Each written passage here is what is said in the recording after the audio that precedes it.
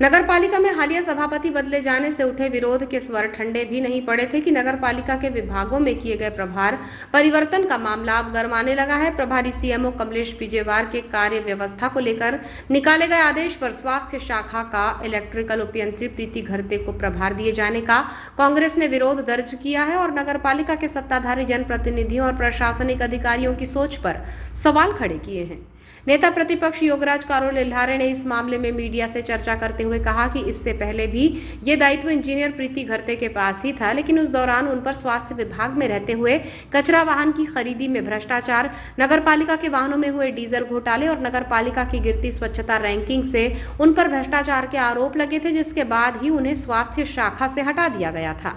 नेता प्रतिपक्ष लिल्हारे ने कहा कि केवल कांग्रेस बल्कि सत्ताधारी जनप्रतिनिधियों ने भी कलेक्टर को मामले की जांच के लिए ज्ञापन सौंपा था। जांच हुई या नहीं यह अब तक साफ नहीं है। बावजूद इसके फिर से प्रीति घरते को स्वास्थ्य शाखा का दायित्व सौंपा गया है, जो कहीं न कहीं नगरपालिका के जनप्रतिनिधियों और प्रशासनिक अधिकारी के ऐसे अधिकारियों को दंडित करने की बजाय पुरस्कृत किए जाने की ओर इशारा करता है। हमें आशंका है कि स्वच्छ भारत अभियान की राशि में फिर हेरफेर करने के लिए ही स्वास्थ्य शाखा में इंजीनियर प्रीति घरते फिर से नियुक्त की गई। तो स्वच्छ भारत मिशन के नोडल अधिकारी जो भी नई नियुक्त किए गए हैं प्रीति घरते के संबंध में, इसके पूर्व में भी वो नोडल अधिकारी थी और उनके नोडल अधिकारी रहते हुए उनके कार्यकाल में नगरपालिका में कुछ बड़े बड़े कारनामे किए गए हैं। हमारे को ऐसा लगता है कि जब वो नोडल अधिकारी थी और नगरपालिका में जो कारनामे हुए हैं वो उनमें लिप्त है। नंबर एक, जैसे 4 विद्युत कचरा वाहन खरीदे गए थे, उसमें टोटल भ्रष्टाचार किया गया था।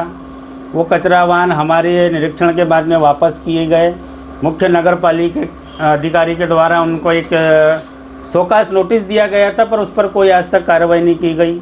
उन्हीं के कार्यकाल में जो ये डीजल कांड चल रहा था नगरपालिका का बड़ा जा 17-18 लाख रुपए प्रति माह का जो डीजल का बिल आ रहा था, उनके हटने के बाद आज में वो 7 से 8 लाख रुपए डीजल का व्यय हो रहा है। और ऐसे अनेकों उनके कार्यकाल में घोटाले हुए हैं।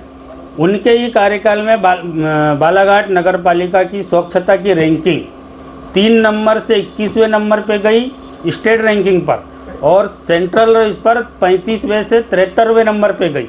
यानी उनका कार्य कोई भी संतोषजनक नहीं है। वो जनता के हित में कोई काम करती नहीं है, सिर्फ घोटाले और सिर्फ अपने स्वार्थ के लिए काम करती है। और उनको पुनः वहीं पर पदस्थापना कर दी गई है। तो मैं तो ये पूछना चाहता हूँ माननीय अध्यक्ष जी से कि ऐसा आपका क्या स्वार्थ है कि आप उन्हीं को वहाँ पर नोडल अधिकारी बना रहे हो। हटा दिया गया था, जांच हुई नहीं। माननीय अध्यक्ष जी और सत्ता पक्ष के पार्षदों के द्वारा माननीय कलेक्टर साहब को एक ज्ञापन सौंपा गया था एक घोटाले की जाँच करने के लिए। वो जाँच कहाँ तक गई और उसका निष्कर्ष क्या निकला? जो टिप्पर वाहन खरीदे गए थे 4, उसकी बॉडी चेंज की गई, उस पर क्या कार्रवाई? जो दोषी ये नोडल अधिकारी थी, कार्रवाई करने के बजाय, दंडित करने के बजाय तुम उनको पुरस्कृत कर रहे हो। तो उनकी तो सह बढ़ रही है। नगरपालिका में फिर से वो भारत स्वच्छ मिशन का नोडल अधिकारी बन गई। अभी स्वच्छता सर्वेक्षण चालू है, फिर लाखों करोड़ रुपए का आवंटन भारत सरकार से आया है या आने वाला है, उसमें फिर घोटाले करने की। तो ये तो तुम उनको घोटाला करने के लिए उनकी पदस्थापना की हो। तो हमने तो इसमें बोले हैं कि उनको तत्काल यहाँ से हटाया जाए और जांच करके जो भी ये 2-3-4 घोटाले हुए हैं उसमें जो दोषी है उसको सजा दी जाए। विधायक प्रतिनिधि शफकत खान ने कहा कि ये अधिकार सीएमओ का है कि वो कर्तव्य व्यवस्था के तहत किसे दायित्व सौंपते हैं, लेकिन अनियमितता करने वालों को स्वास्थ्य शाखा का प्रभार दिया जाना साफ जाहिर करता है कि नगरपालिका के जनप्रतिनिधि और अधिकारी भ्रष्टाचार को ज्यादा महत्व दे रहे हैं। पिछले कार्यकाल में इंजीनियर प्रीति घरते के खिलाफ कांग्रेसी पार्षदों ने जांच की मांग को लेकर पत्र सौंपा था, लेकिन कोई जांच नहीं की गई, बल्कि आज उन्हें पुरस्कृत कर मुखिया बनाकर बिठा दिया गया है, जो बताता है कि नगरपालिका के लिए अनियमितता मायने नहीं रखती है और जो जितनी अनियमितता करेगा उसे उतना ज्यादा पुरस्कार दिया जाएगा। देखिए, जो विषय को लेकर हमने ज्ञापन दिया है, सर्वप्रथम तो इसमें यह है कि ये अधिकार क्षेत्र मुख्य नगरपालिका अधिकारी का है। उनको प्रशासन में फेरबदल करने का अधिकार है, वो करे।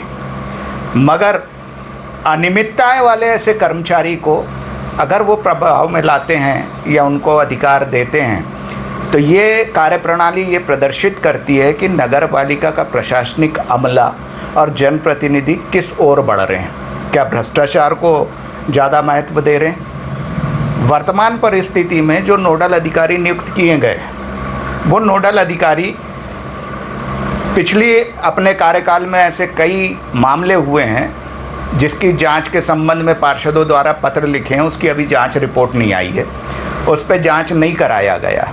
तो क्या कारण है कि जांच नहीं कराना और उनको पुरस्कृत करके फिर से पुनः उस विभाग का मुखिया बना के बिठाल देना?